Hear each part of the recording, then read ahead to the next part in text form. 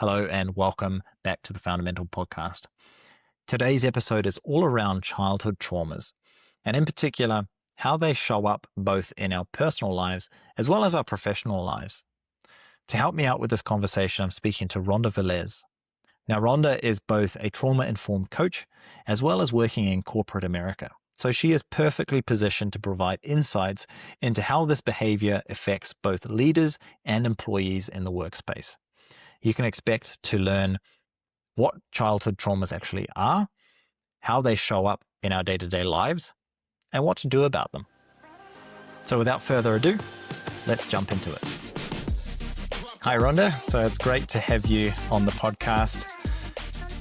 Let's jump straight into it. You are in the corporate world and you're also a trauma-informed coach. And I'm curious, what got you into the coaching space in the first place? What were you noticing in the corporate world that got you interested in what you do now?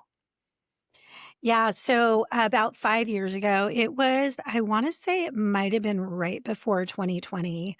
I was sitting at my desk and I had a slew of trophies that I had won because I feel like I'm a good sales executive. I had a lot of trophies to prove for it. And I sat there and had this epiphany, like, is this it? Like, is this all there is? And why do I still feel like I'm trying to prove myself to everybody, even though I've proven that I'm good at what I do? And so I ended up having a woman on my podcast who talked a lot about trauma-informed coaching. She was a wonderful lady, and we had a great conversation. We had a lot in common. And about 6 months later, she sent me a message on Instagram and said, "Hey, I have this course that's going to be happening. Would you want to fly to Los Angeles?" At the time, I lived in Northern California, and she was in Southern California. And she said, "Do you want to come to this thing?" And I was like, yeah, no, I think I'm good. And then I called my mom, who's like the greatest mentor ever. And she says, "You better get on that plane and go do this because I feel like this is something that you need to do for yourself." And so I did. And that 3 days that I was in that training literally changed my life. And I ended up going through the whole program to become a certified narrative trauma coach. What do you think it was that your mother saw in you that made her think that getting into that coaching program was so important? I think my mom and I have a really good relationship. So I talked to her about a lot of things. And I think she was seeing like that I was struggling with like really kind of figuring out like who I was. Like I was striving for a lot of things and still feeling really, really empty.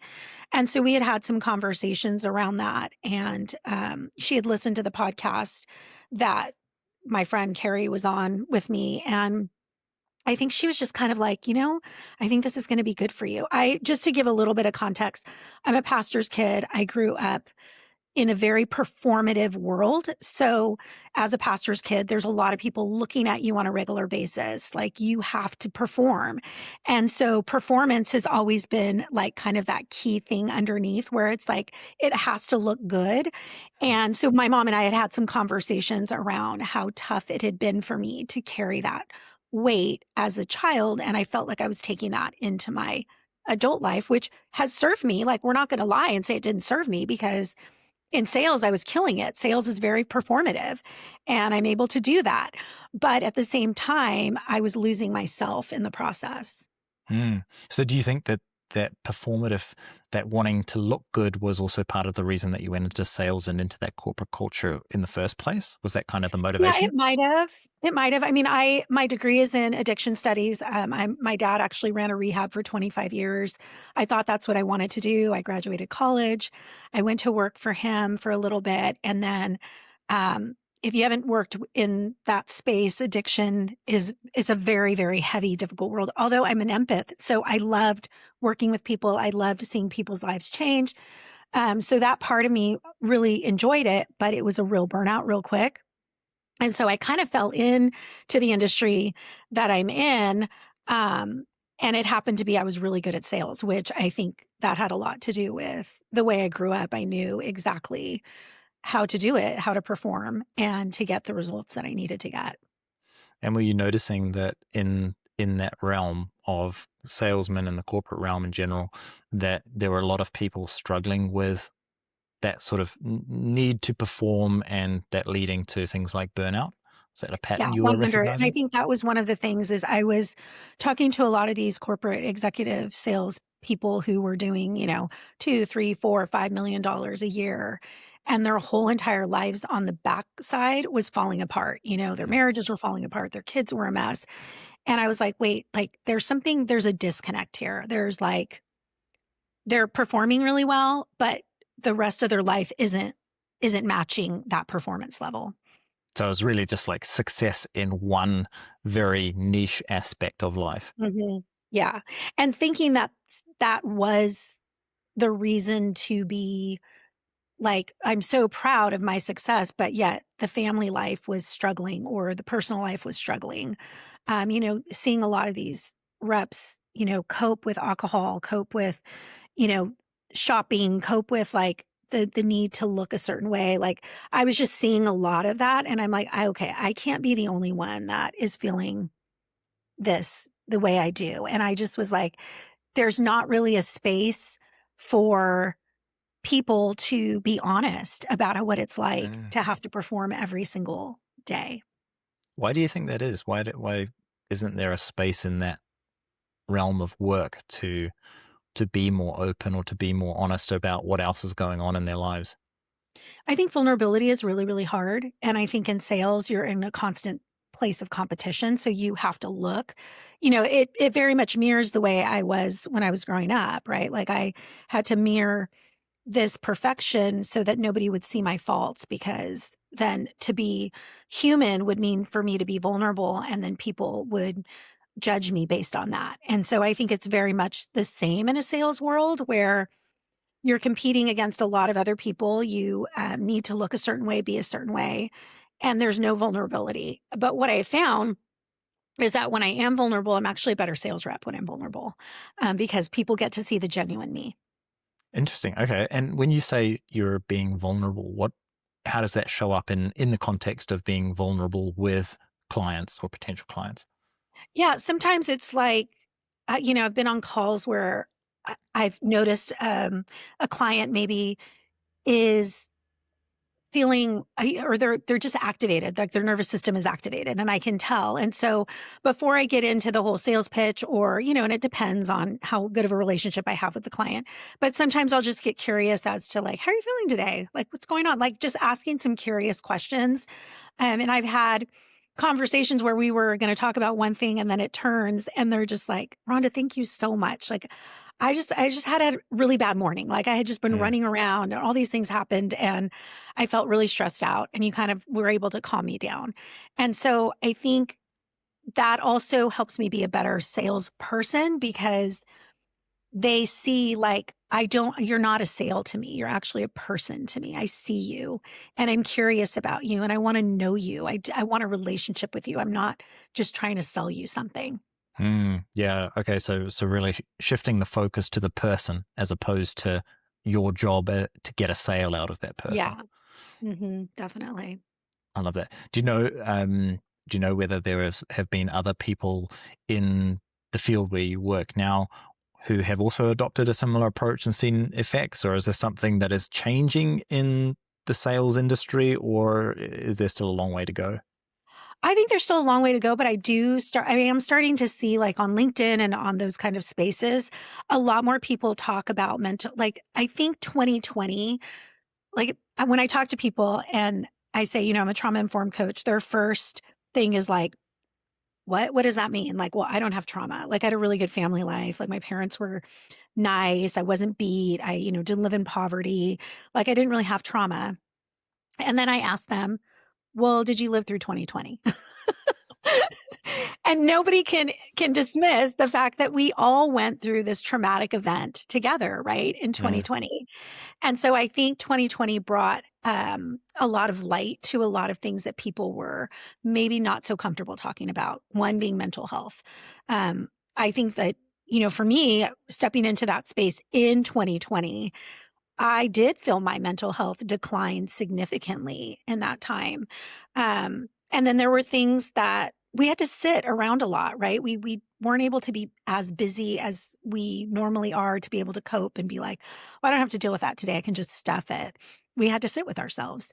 And so I had to sit with some of the things that had happened in my life and really reflect on them. And I think a lot of people did. And some people did that well and came out on the other side and are like, I just want to heal. I want a better version of myself. And then other people just are like, I'm just going to continue to cope and stuff. So, I think you have like two sides of it. Yeah, I do feel like 2020 was it was like a filter. It was to say, if you do have some underlying issues, if there is some underlying trauma, that was a period of time where it brought it out of you. You could no longer hide it. It was really like, if there's something there, it's coming to the surface during this time because of, the special circumstances that we were in. Yeah, I mean, I felt that myself as well. It was a real turning point for my own mental and emotional health and during that period, which, to be fair, has also been what's led me in the direction that I'm at now. Right. What do you think is, when we talk about trauma, you said, you were a pastor's child, you had this performative nature that you had to uphold. When we talk about trauma showing up in business and in our business lives, what are the ways that that trauma can show up in as far as like symptoms and in behavior? Well, I think what we first have to understand is that our brains are very complex and they remember our childhood and we don't, it's being wired that way, right? So I was reading an article the other day and they were talking about between the ages of 12 and between the ages of 2 and 12. Those are very, very formative times in a child's brain. And so a lot of us think like, well, I don't have trauma because I came from a good family, right? But if your dad required you to be a certain way, or if you had to, do something to get something, or if you were ignored as a child, or, you had a single mom and she had to work a lot. That's not really her fault that she had to work a lot, but you're going to have things that happen because she had to work a lot. To you, you're going to remember things a certain way.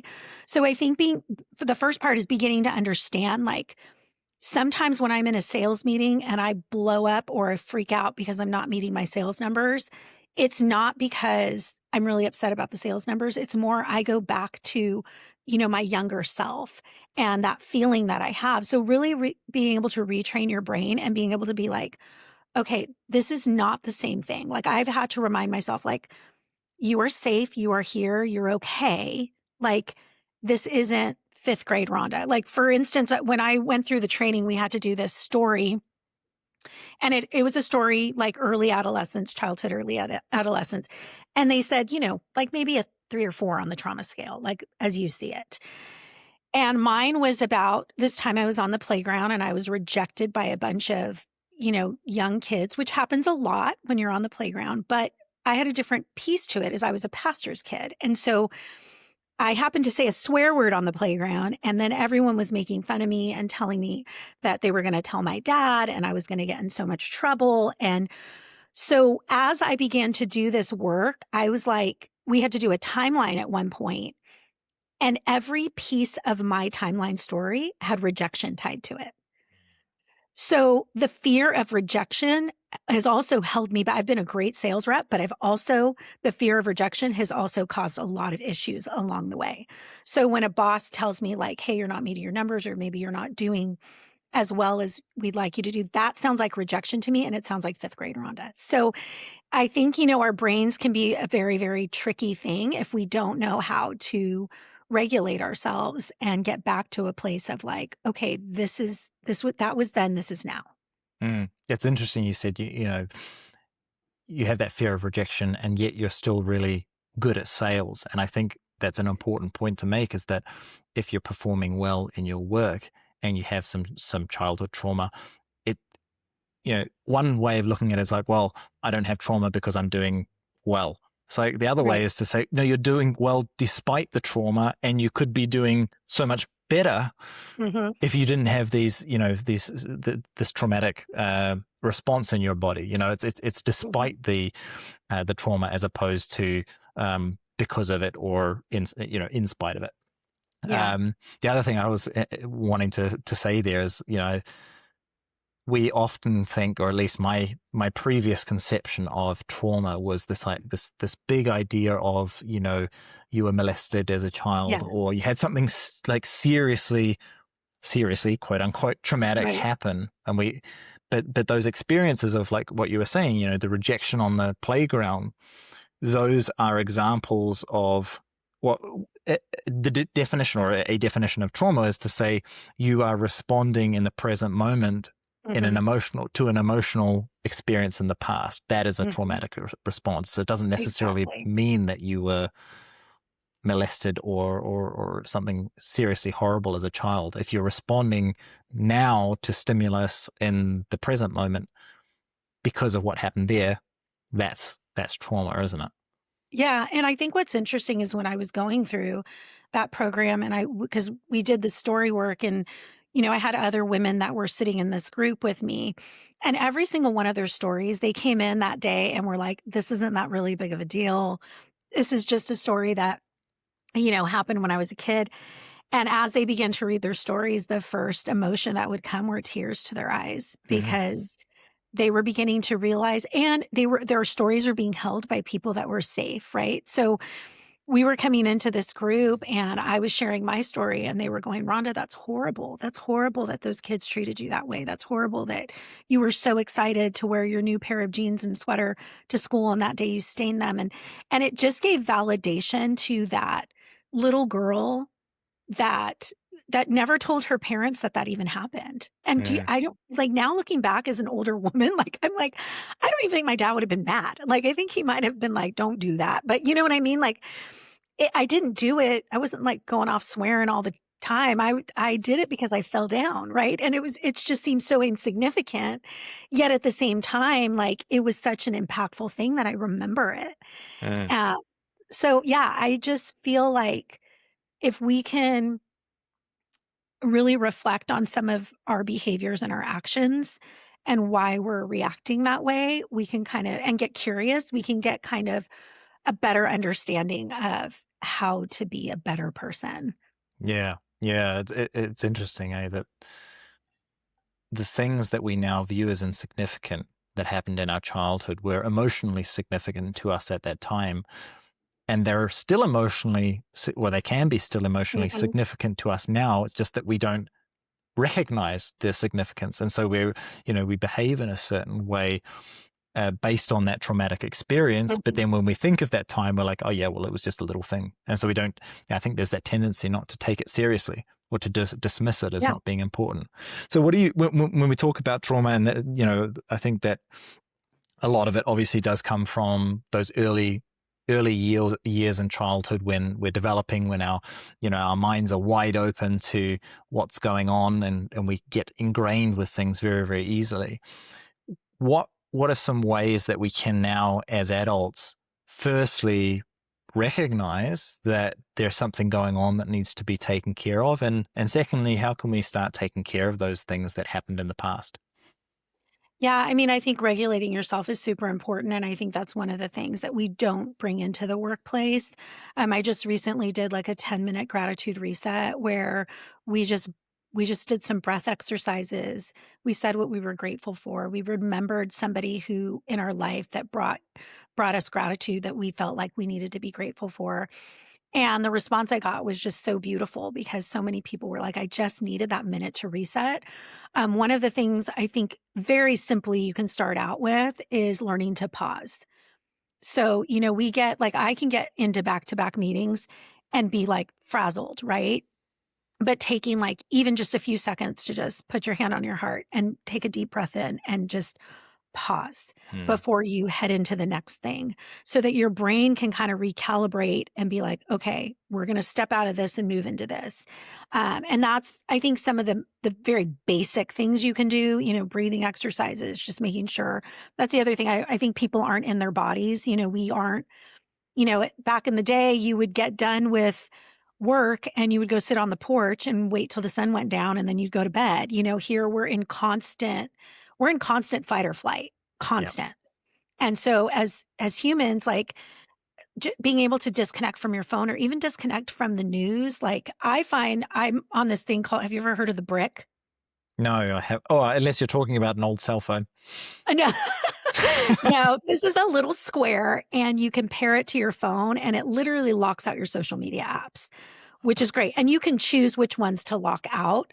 But I try and do that frequently because I feel like sometimes I just need to walk away from social media, from just all the news, all the stuff. It's entertaining. I'm total pro social media, but I feel like sometimes we just get so wrapped up and then we end up scrolling and you're like, oh my gosh, 2 hours just went by and I have no idea what I just looked at. So And you start the wondering brick, why you're feeling anxious. yeah, exactly. Or why you're comparing yourself to everyone else Yeah. because you've been on there for 2 hours watching everyone else's highlight reel, So it's been a real practice for me to be able to just kind of shut out certain things and really begin to care for myself. Like learning, that's also a really hard thing because I am an empath and I'm a 2 on the Enneagram. So I'm a helper and I always want to, help people, but I'm having to learn that until I've cared for myself, I am no good to anyone else, including my husband and my children. I'm just not. So that's been a practice as well. And I think if leaders would allow their teams to take a moment to breathe, we might be able and the leaders got curious about maybe why is Susie acting that way in a staff meeting? Because nobody's coming to work telling all of their deepest, darkest secrets, and we're not asking them to do that. But just being curious to find out hey, maybe she's struggling at home. Maybe, she's got a sick kid. Maybe she's got a parent in the hospital. We don't know. So trying to be a little bit more gracious with that and also holding that boundary that this is a place of business also. But I think there's a fine balance there. Yeah, I think you're right as well. Especially now with the change in work environment, we're working from our homes. It's interesting that businesses still, that we want our employees, or we expect our employees to bring their best, and yet there doesn't seem to be so much of a willingness to do the things necessary in order to make that possible, and in order to get them the best out of them, not just driving them and sort of slave driving, but rather, like you say, having those times, those check-ins, the exercises, the grounding, getting into the body. It seems like that sort of stuff is still expected to be taken care of at home in our personal lives, so that we can then come back and give our all to work. Do you feel like there is a willingness within, you're within corporate America for more of that approach? I do feel like there's becoming more and more of we need to give access to our employees to be able to be a little bit more vulnerable. And I think, the company the organization I work for, like I said, they allowed me to do this 10-minute, reset with them. They do have a coach on staff that can kind of help navigate through things. They do really advocate for mental health stuff. So I think we're starting to kind of understand that as much as we'd like people to separate work from home, which was easy in the 70s when you can, didn't have a laptop and you went home, you were there and then you came to work. But there's so much merging of our lives between work and home. It's really hard to do that. And so if we're not kind of helping our employees navigate what might be going on, we're going to find unhappy employees. We're going to find dysregulated employees. We're going to find that you're going to have a turnover of employees because you're not meeting them where they need to be met. Yeah, so I wanted to get into the more specifics because I'm hoping that some of what we talk about now is going to allow you, the listener on the other end of this podcast, to potentially identify things that are going on for you and start finding some solutions. So when it comes to that, if we're talking about nervous system dysregulation, what are the main identifiable things that people can start to look for to see whether, that is an issue that they're struggling with and something that they should do about? do something about? Yeah, I mean, everyone's going to be a little bit different, if they're more verbally processor or more internal processor. But I think like sometimes if you see in a meeting where someone just completely shuts down or has nothing to say or does not engage or maybe is overly, aggressive or expressive in a meeting, some of those things you'll find there's something behind that. Like there's, maybe they're not always that way. And then you see them in a meeting and that something happens and it's triggered and you can see that their body language is changing. So I think for leaders, what's really important, I feel like, when I was going through this program, they say you can't take people further than you take yourself. And I totally believe that because I have to be able to learn this and be vulnerable with myself and see the things that I'm doing wrong so that I'm able to actually see it in my employees and see like, okay, I noticed that because I know that I do this, right? Like if my nervous system if I'm feeling activated or I can feel anxious, like where are you feeling it in your body? Like, is it in your stomach? Is it in your shoulders? Are you tightening up your jaw? I'll notice like I'll tighten my jaw or I'll be like clenching my legs or like I can tell. And then I'm like, okay, I need to take a minute. I need to take a breath. I need to take a pause. I always think it's really good in meetings to start out with just like, we're just going to take a big deep breath in and out. Okay. Like now we can start, right? Because everyone is coming and going and all the stuff is in their head. But I think just really like leaders being curious about like where your employees are because you can tell if something's going on, even in their voice tone, the way they're speaking, their body language, all of those things I think is a really important thing, not only for you as a person to know when that comes on, but as a leader to notice it. And then maybe later address it to that employee. Say, hey, I noticed in the meeting you were really kind of tense. Is everything okay? Oh, yeah, it's fine. Okay. I'm just checking in and making sure. Yeah. Because I just Yeah. want you to know if it's not, you can come to me and talk to me. Because I know we all have lives, giving them that open space to be able to share if they want to. Yeah. Yeah. It's like the thing where the signs aren't hard to see if you want to see them, if you're willing Yeah. to look and pay attention and address them when you do see them. I think that a lot of the time we have, like you were saying, we're so busy with things. We're so busy being distracted by urgent matters. But if you do slow down and you do decide that somebody's well-being is important to you, and whether it's your own well-being, somebody else's well-being, that those things are important, then you can shift your focus to those things as well, instead of kind of blurring them out and ignoring them and focusing on, performance metrics or only performance metrics. It's not one or the other. It's to say we can do a lot more, both for our own, performance in the job or in the workplace, but also a lot more for our own well-being as well. Yeah. And I think, even with like when you're helping your employees set goals and that sort of thing, making sure that they're connected to that goal. Like they have to emotionally be connected to that goal. Like, and I get, okay, you have numbers goals, you have to meet those, whatever. But what is going to get them to those goals that is connected to them? Like, why do I had one boss tell me a long time ago, and this is kind of funny because it's not like I would recommend this all the time, but he did tell me, go buy a car because I bet you'll make your goal. And it was funny because even though maybe that's not the best financial advice in the world, it is interesting though, because it's like, yes, now I am connected to this goal because I have this thing I have to pay for every month. And that means that like, I've got to do what I set out to do, So I think making sure that they're connected to whatever goal they're setting, so that they can meet the corporate goal that is set before them. I think that's really important. That's really also just, that is kind of the role of a good leader, is to understand what drives people, and to figure out a way that the company's goals match the employee's goals, or find a way to get both of those going in the right direction or in the same direction.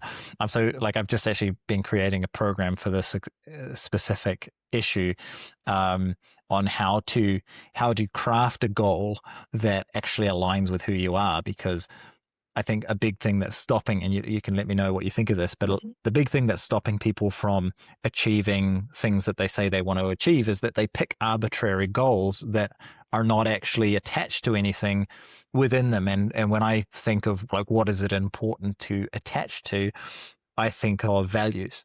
Yes. Your goal has to align with your values. And if it doesn't, you might say you want that thing. Maybe in this case, you want a car, you say you want a car, but material things mean absolutely nothing to you. And you're only picking that because the people around you are driving those Right. cars. You're that's not going to motivate you for very long. And I think that people who are struggling to achieve their goals need to first take a look at like, well, what is actually important to me? What are my values? And Hmm. then how can I make my goal fit those values? And I think that's what motivates people. What's your Right. perspective on that? Well, because I think they attach their identity to what everybody else wants, right? And I think we talked a little bit about before this, talking about like working for your worth as opposed to working from your worth, And for a long time, I was working for my worth. I was working for somebody to be like, good job, Rhonda, you're the best. Look at your trophy. This is awesome. And instead of working for, from my worth, like I know who I am. Like I'm smart and I'm a good salesperson and I'm, like all of the things that I am that I actually believe now. I used to say those things, but I didn't believe them. Mm, And so I've noticed even in the last 5 years since I've started actually believing in who I am, that rest of it kind of comes a little bit easier because I'm not trying to prove myself. And at the end of the day, if this person decides this corporate company decides, well, we don't need you as an employee. I know the value that I am. And so I might not be a fit for you, but I might be a fit for this other person because I know who I am. And so I do think that tying your goals to your identity and to who you are is such an important thing. Because I do feel like that's why people don't keep New Year's resolutions, right? Like, I want to go to the gym every day. Well, no, how about I am a person who wants to be healthy and therefore I go to the gym. Like yeah. those are the things that I think are really important for us to know. Like what do you want? Like what do you really want? Like it's okay to not, align with every little single value that your corporate company has, Okay, well, I don't necessarily believe that money makes everything better. I don't. It's how about at the end of my life my kids value me as a parent and are like, man, my mom, like, she not only worked hard, but she worked hard on herself. And she, she was always the one to like change generations. That's what I want to see. Like, Mm, that's what I want to, at the end of my life, I want my kids to be like, yeah, she didn't do it all right, but she repaired things with us when it got bad and ugly. And we were able to like have really good conversation with her and she wasn't defensive and she wasn't not taking accountability, all of those things. yeah. How do you think?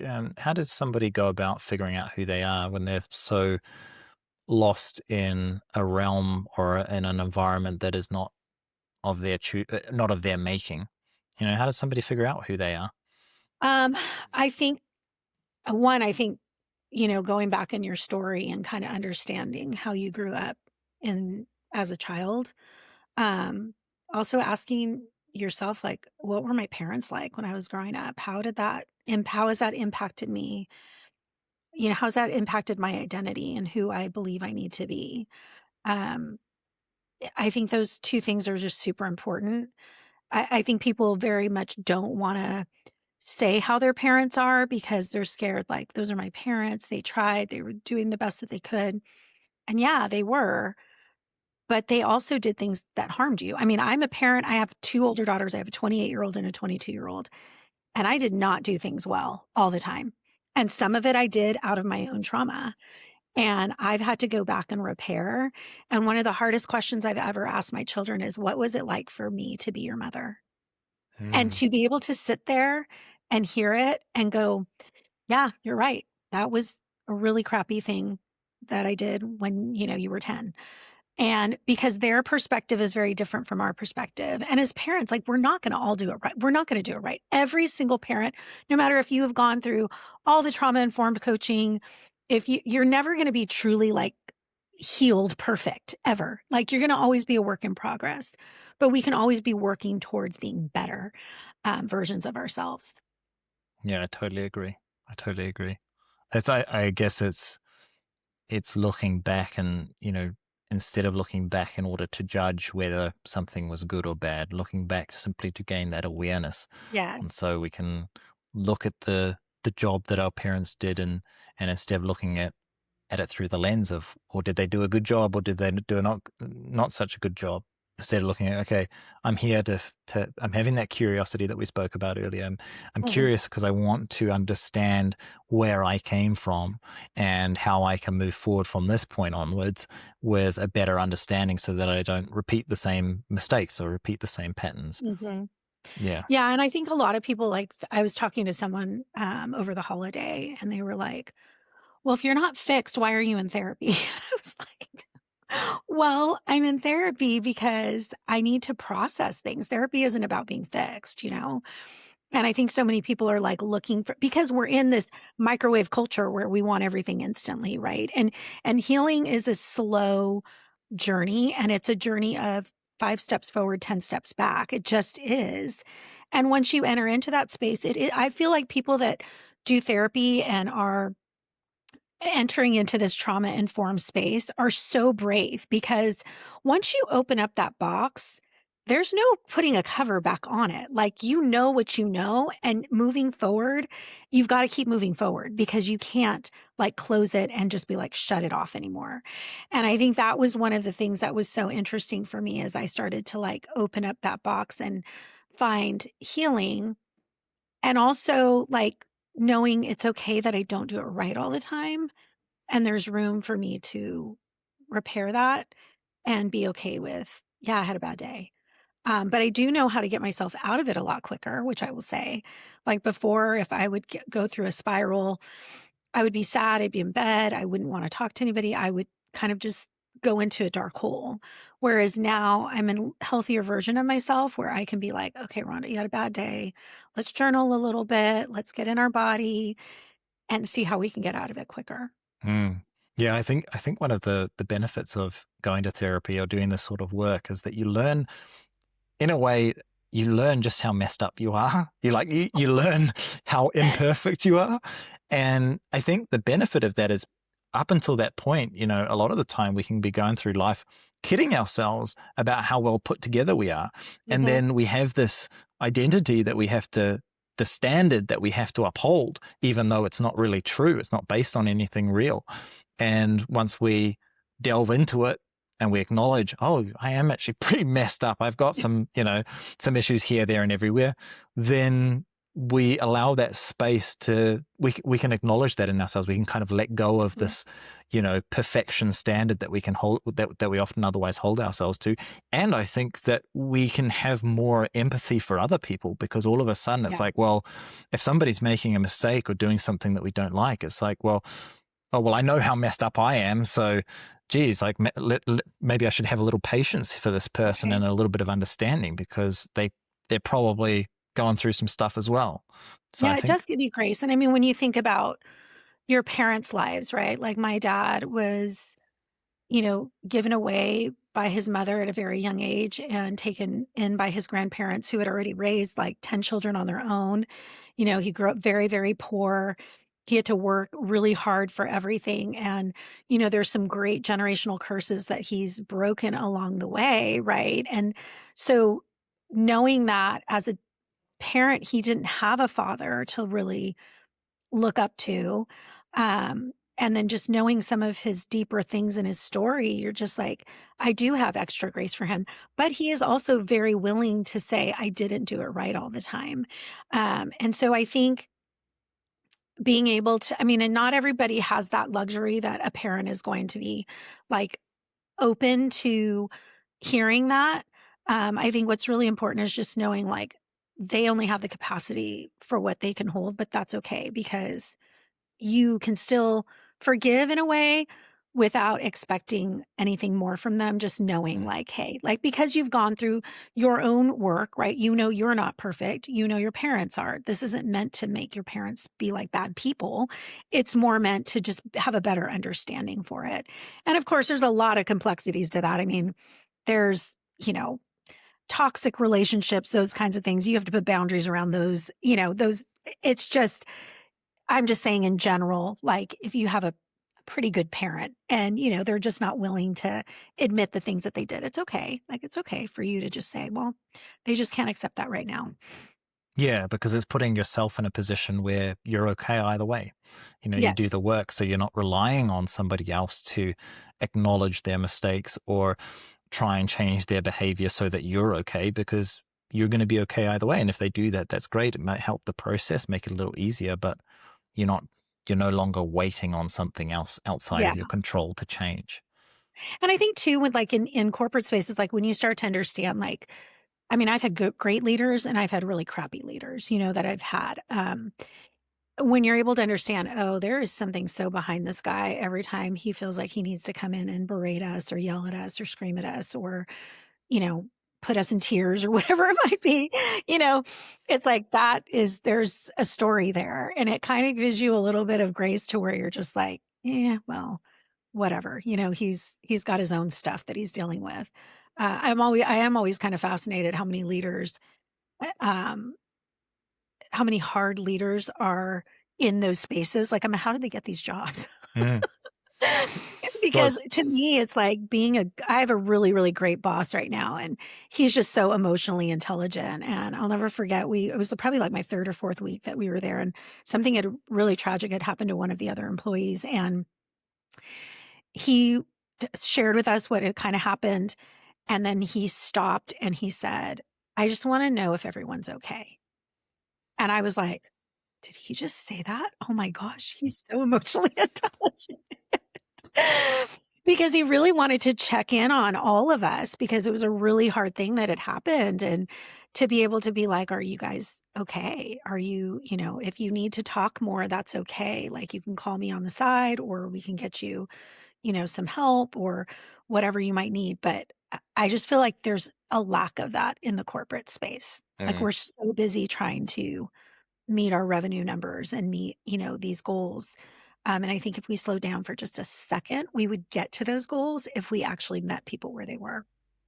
yeah, yeah. I think I love the thing that I love about doing this sort of work, self-development in general, Mhm. mindset side of things, is that when you do the work for yourself, then it puts you in a, instead of sitting there and going, well, my boss is a bit of an asshole, or Mhm. he's you know not behaving in the right way, instead of waiting for him to change, you do something within yourself. You change how you approach those challenges. Mhm. You change how you approach him, and all of a sudden it's within your power to maybe not change your boss, but it's within your power to change how you perceive him and to completely transform your perspective on things. And it's empowering. Essentially, Yeah. it really puts us in that position to take control of what we can control, as opposed to Yeah. just being another helpless bystander.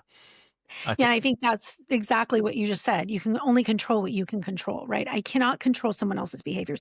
And I think that was something really hard as one, a perfectionist, and two, a performer was, and then rejection being my core wound, like all of those things are just really hard.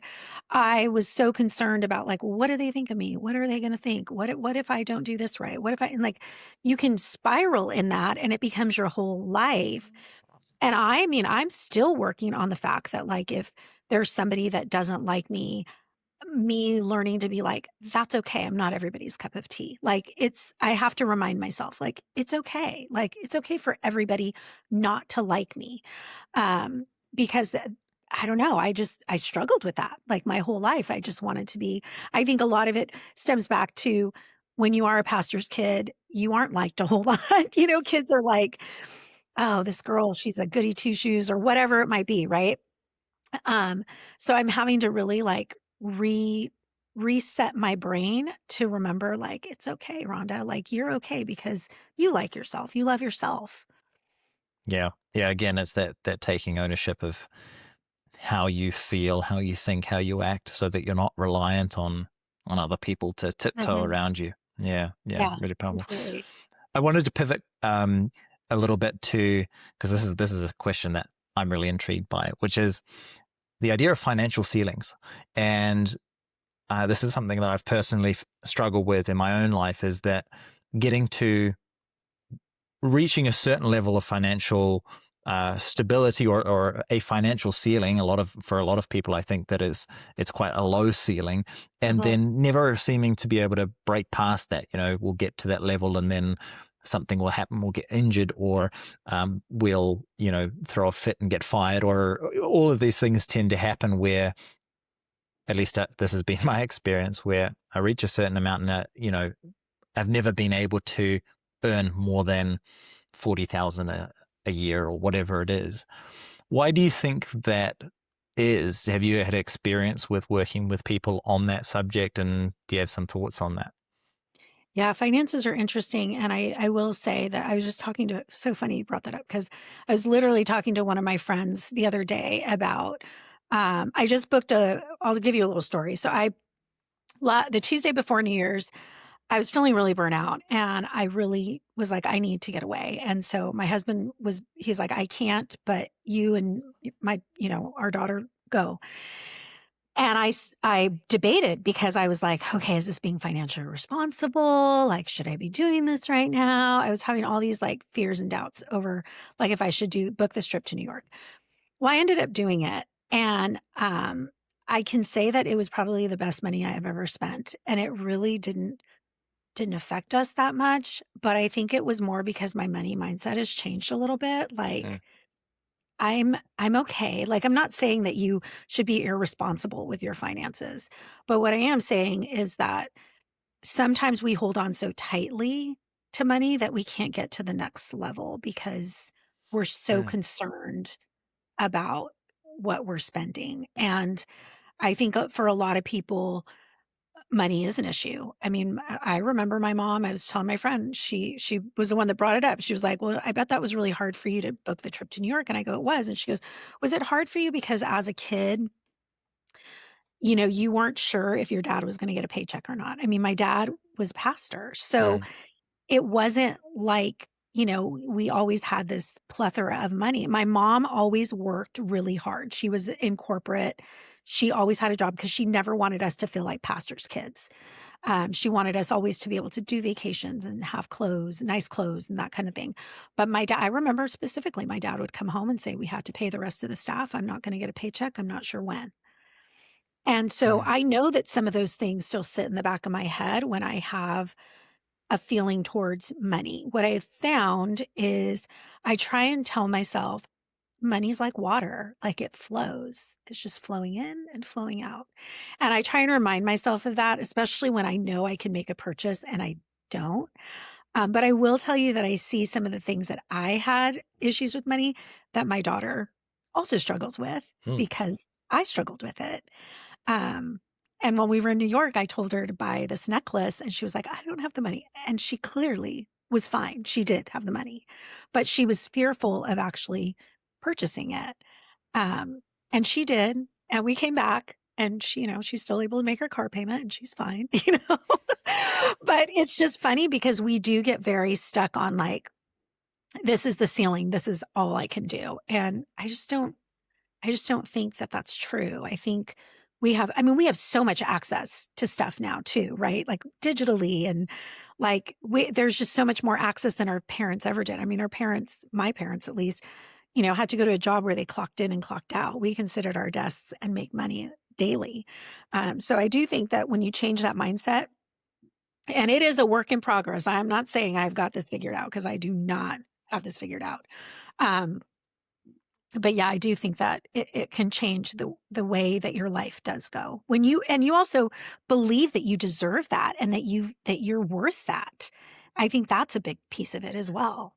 Yeah, yeah, I agree. I think that that loss aversion, that fear of, when you said, "Well, money is like water," I thought, well, yeah, I think a lot of people, and I include myself in this, at least in the past, have felt that money is more like sand. that's just Mhm. sifting through our fingertips, and we're trying Yeah. to keep hold of it and to remind ourselves that it's like water, that it flows out, but it also flows back in again. Right. Uh, Right. I think what you touched on there as well around awareness, like even when you're feeling like you can't afford something, to remind yourself, no, I've got this. I have the earning capacity.